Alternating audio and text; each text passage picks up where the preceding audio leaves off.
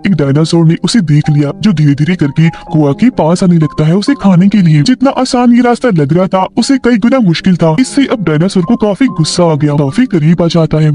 Film की शुरुआत background में चल रही एक आवाज को सुनाने से होती है, जो बता रही थी कि हमारी दुनिया बहुत ही बड़ी और कभी ना खत्म होने वाली है, और बिल्कुल हमारी जमीन जैसा ही एक प्लेनेट यानी सैयारा है, सोलारिस, जहाँ पर इंसानों जैसी ही जिंदगी थी। उनकी वो बहुत अच्छी दुनिया थी, वो लोग बड़े आराम से रह रहे थे। अब हालांकि ये वक्त आज का नहीं बल्कि 65 मिलियन साल पहले का वक्त था, लेकिन फिर भी सोलारिस के लोग इतने ज्यादा एडवांस थे कि वो किसी भी दूसरे प्लेनेट पर आसानी से जा सकती थी, कहीं पर भी सफर कर सकती थी। हम देखते हैं इस कहानी के मेन कैरेक्टर माइल्स को, जो अपनी वाइफ और बेटी के साथ सोलारिस में रहता था और इस वक्त एक समुद्र किनारे आए हुए थे। उसकी बेटी को एक जानलेवा बीमारी थी, जिसका इलाज इतना महंगा था कि माइल्स के पास उतने पैसे नहीं थे, तो इसीलिए उसने एक स्पेस मिशन पर जाने का फैसला किया। मतलब वो खुद भी क्योंकि पायलट है, तो साइंटिस्ट की एक टीम को इस जगह से किसी और प्लेनेट पर ले जाने वाला था, और उसके इस मिशन में तकरीबन 2 साल लग जाने थे, और मिशन के जितने पैसे उसे मिलेंगे उनसे वो अपनी बेटी का इलाज करवाएगा। अपनी बेटी के लिए ऐसा करना ही था उसे, और कोई रास्ता नहीं था। जाने से पहले माइल्स की बेटी उसे कहती है कि डैड, मैं आपका इंतजार करूंगी, मुझे पता है कि आप सही सलामत वापस जरूर लौटेंगे। और इसी के साथ माइल्स अपने मिशन पर निकल जाता है। हमें सीधा 2 साल के बाद का वक्त दिखाया जाता है, जब हम आसमान में माइल्स के स्पेसशिप को उड़ता हुआ देखते हैं। मतलब वो अपनी मंजिल के काफी करीब था, आगे बढ़ ही रही थी कि तभी बहुत सारे चट्टानों के टुकड़े एकदम से इनकी स्पेसशिप से आकर टकरा जाते हैं। ये हादसा इतना खतरनाक बन जाता है कि पूरा स्पेसशिप जोर से हिलने लगता है। इस हलचल में माइल्स की भी आंख खुल गई, वो खुद ही आकर अब स्पेसशिप को चलाने लगता है, क्योंकि इस वक्त बाकी के सभी लोग गहरी नींद में थे, चेम्बर्स में सो रही थी, और ये स्पेसशिप ऑटो पे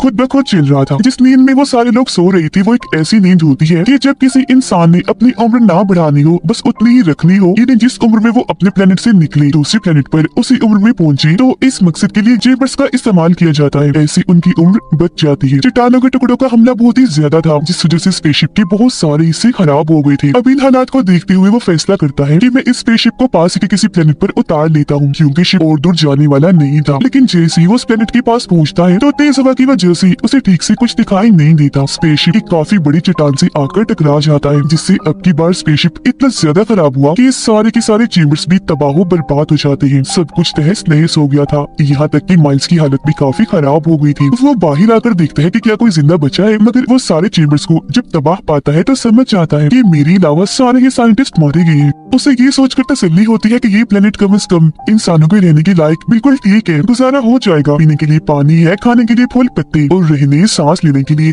बिल्कुल ठीक माहौल। लेकिन उसे ये अंदाजा नहीं था कि सिर्फ जिंदगी ही नहीं बल्कि यहाँ और भी बहुत बड़े बड़े खतरे मौजूद थे। देखने से ये प्लेनेट बिल्कुल हमारी दुनिया जैसा ही था, क्योंकि ये जमीन ही थी, पर ये हमारी वो दुनिया नहीं थी जिसमें अब हम रह रहे हैं, बल्कि आज से 65 मिलियन साल पहले की, जब इंसान का रहन सहन वहाँ शुरू ही नहीं हुआ था, क्योंकि वहाँ इंसान थे ही नहीं बल्कि बड़े बड़े डायनासोर्स और उन जैसे क्रिएचर्स थे। फिर अब वो इस प्लेनेट की सारी जानकारी अपने बेस में भेजता है, और जो कुछ उनके साथ हुआ वो भी बताता है। उसे याद आता है कि हमारी इस स्पेसशिप में 2 छोटी स्पेसशिप भी थी, जो इमरजेंसी की सूरत में काम आती थी, लेकिन उसे अंदाजा नहीं था कि वो कहाँ गिरी होंगी। और क्योंकि वो शिप्स काफी मजबूत थी, तो माइल्स फैसला करता है कि अब मैं उन्हें ढूंढूंगा और कैसे भी करके अपने प्लेनेट तक जाने की कोशिश करूंगा। अब खाने पीने के लिए उसे कुछ नहीं मिल रहा था, ऊपर से इतनी मुश्किल हालात, जिस वजह से एक बार तो माइल्स खुद को मार डालने का सोचता है, लेकिन जब उसे अपनी बेटी का ख्याल आता है वो रुक गया। उसकी वीडियोस तस्वीरें देखकर उसे याद करने लगता है। खैर तभी उसे स्क्रीन पर एक सिग्नल मिलता है कि उन चेम्बर्स में से एक चेम्बर में से आवाज आ रही है, क्योंकि उसमें अभी भी कोई जिंदा था। माइल्स जल्दी से चेम्बर्स के पास जाता है चेक करने कि क्या सच में कोई जिंदा है। काफी ढूंढने जांच पड़ताल करने के बाद चेम्बर उसे मिल गया। खोलने पर उसके अंदर छोटी बच्ची थी, जो उसकी बेटी की उम्र की थी। उसे अपने साथ वो ले जाता है और होश में लाकर पूछता है कि तुम कौन हो बेटा, कहाँ से आई थी और तुम्हारे सारे ग्रुप का क्या प्लान था। लड़की बोलती तो है, लेकिन उसकी जुबान माइल्स की जुबान से बिल्कुल अलग थी। यही वजह है कि वो समझ नहीं पाता कि आखिर क्या कहना चाह रही है, किस जुबान में बात कर रही है। तभी उसे ख्याल आता है कि चेम्बर में से मुझे एक डायरी मिली थी, जिसे पढ़ने पर माइल्स को पता चलता है कि इस बच्ची का नाम कुआ है। फिर अगली सुबह माइल्स इस पूरे प्लेनेट को बारीकी से जांचने के लिए छानबीन करने के लिए चला जाता है। साथ ही वो अपने छोटे स्पेसशिप को पिटोड़ने की कोशिश कर रहा था।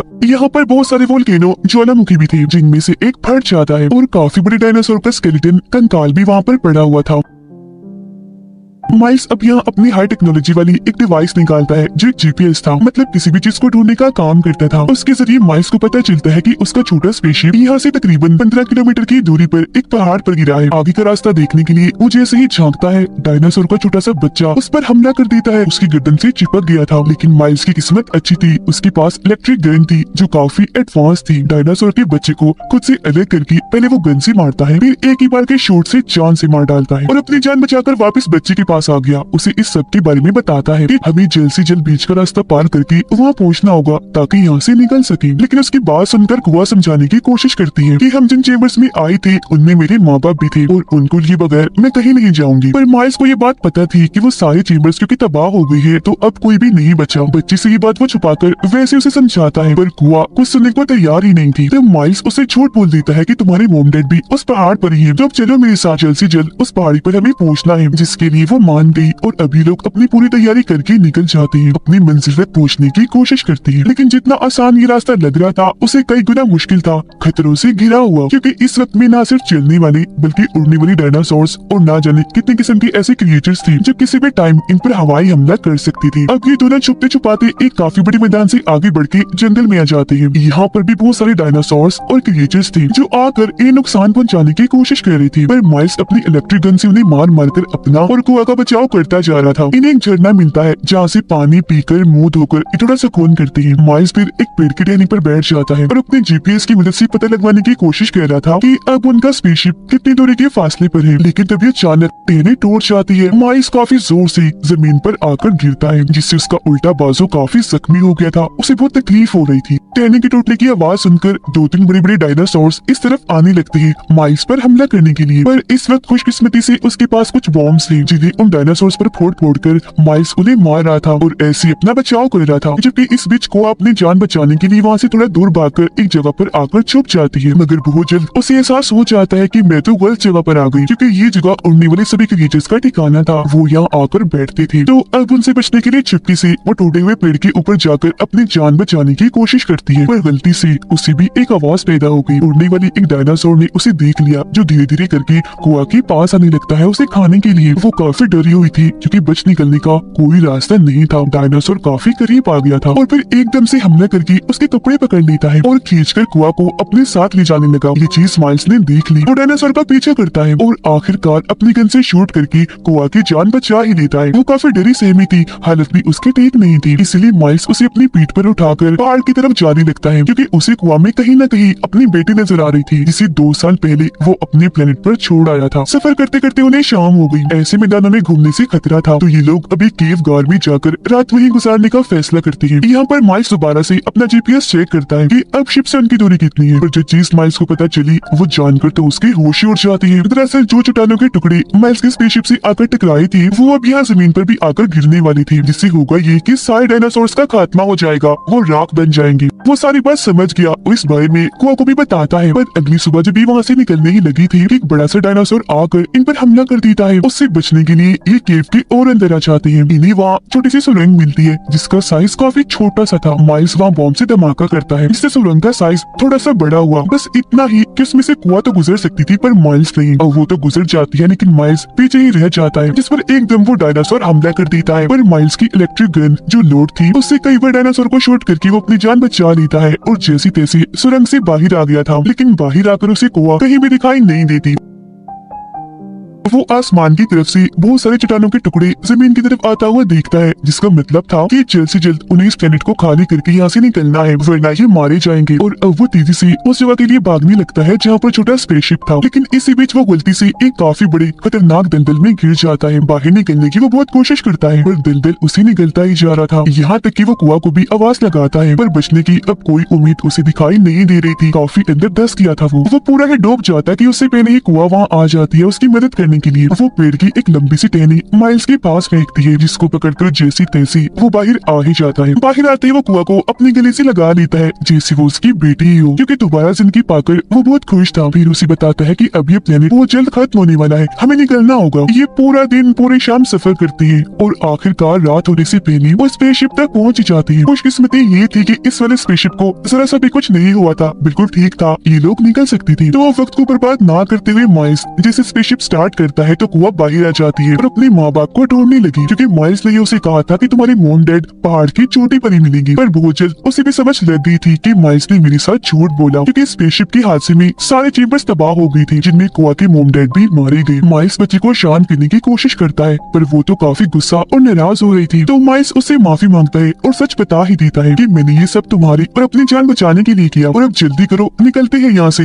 वरना हम भी चट्टानों के नीचे दबने से मारे जाएंगे। कुआ रो रही थी। अब उसका भरोसा जीतने के लिए माइल्स उसे अपनी बेटी की तस्वीर दिखाता है और बताता है कि 2 साल पहले मैं इस स्पेस मिशन पर इसीलिए निकला ताकि कमाए गए पैसों से अपनी बेटी का इलाज करवा सकूं। उसे जानलेवा बीमारी है और अब अगर मैं टाइम पर ना पहुंच सका तो बच नहीं पाएगी। कुआ को प्यार इसलिए दे रहा था क्योंकि उसे उसमें अपनी बेटी ही दिख रही थी, तो वो कैसे भी करके उसकी जान बचाना चाहता था। यहाँ से निकाल कर कुआ उसकी बातें सुनकर जज्बाती हो जाती है और गले से लगकर रोने लग जाती है, और अभी दोनों जल्दी से जाकर स्पेसशिप में बैठ जाती हैं। लेकिन इससे पहले वो यहाँ से निकलते ही चट्टानों के टुकड़ों का हमला हो गया, और ये हमला ही काफी नहीं था क्योंकि 2 और बड़े-बड़े डायनासोर्स ने इन्हें देख लिया था, जो भी आकर इनके स्पेसशिप पर हमला करके रोकने की कोशिश करते हैं। अब माइल्स जानता था कि अगर हम यही रुके रहे तो ये डायनासोर हम पर हमला करके दोनों को ही खा जाएंगे, इसीलिए वो साइड पर भागकर डायनासोर का ध्यान अपनी तरफ करता है ताकि कुआ की जान बच सके। एक डायनासोर जैसे उसकी तरफ आता है, माइल्स अपनी इलेक्ट्रिक गन से शूट करके उसे मार गिराता है, पर वो जानता था कि एक और डायनासोर अभी जिंदा है। वो तेजी से उसकी तरफ बढ़ता है। माइल्स को भी लगता है कि अब ये मुझे मार ही देगा, क्योंकि उसकी गन दोबारा से लोड नहीं हो रही थी, बैटरी लो थी। डायनासोर भी उसके काफी करीब आ गया था, पर इसी बीच स्पेसशिप में बैठी कुआ अपना दिमाग चलाती है। डायनासोर का ध्यान भटकाने के लिए एक वीडियो चला देती है। वो जैसे वहाँ से जाता है, माइल्स को मौका मिल गया था वहाँ से भागने का, लेकिन जब डायनासोर को कुछ नहीं मिला खाने को, वो दोबारा से माइल्स के पीछे पड़ जाता है, और इसी के साथ इस प्लेनेट की तबाही भी आ चुकी थी, क्योंकि यहाँ के सारे वोल्केनो फट रहे थे, ऊपर से चट्टानों के टुकड़े भी गिर रहे थे। डायनासोर लगातार उसका पीछा ही किए जा रहा था। माइल्स को कुछ समझ नहीं आती कि आखिर इसे छुटकारा कैसे हासिल किया जाए। तभी उसे एक आइडिया आता है। जमीन से फटने वाले वोल्केनोस के पास वो भागना शुरू कर देता है, और अब एक वोल्केनो जैसे फटता है, डायनासोर उसकी लपेट में आ जाता है, पर उसकी जिल्द इतनी मोटी थी कि ज्यादा फर्क नहीं पड़ता। लेकिन इससे अब डायनासोर को काफी गुस्सा आ गया। माइल्स का खात्मा करने के लिए वो उसके काफी करीब आ जाता है। माइल्स ने भी हार मानकर अपनी मौत को कबूल कर लिया था, क्योंकि पीछे हटने के लिए उसके पास अब कोई जगह भी नहीं थी। बहुत मुश्किल घड़ी थी कि तभी यहाँ एक और बार कुआ आ जाती है। माइल्स को बचाने के लिए उछल कूदकर वो डायनासोर के मुंह के पास आकर उसकी आंखें फोड़ देती है, और अब क्योंकि उसे कुछ दिखाई भी नहीं दे रहा था, तो अब की बार वो एक काफी बड़े वोल्केनो के ऊपर आ जाता है, जो जैसे ही फटता है उसके अंदर से बहुत सारा तेजाब और लावा डायनासोर को अपनी लपेट में ले लेता है, और अब आखिरकार उसका खात्मा हो पाता है। मरते ही डायनासोर की जिल्द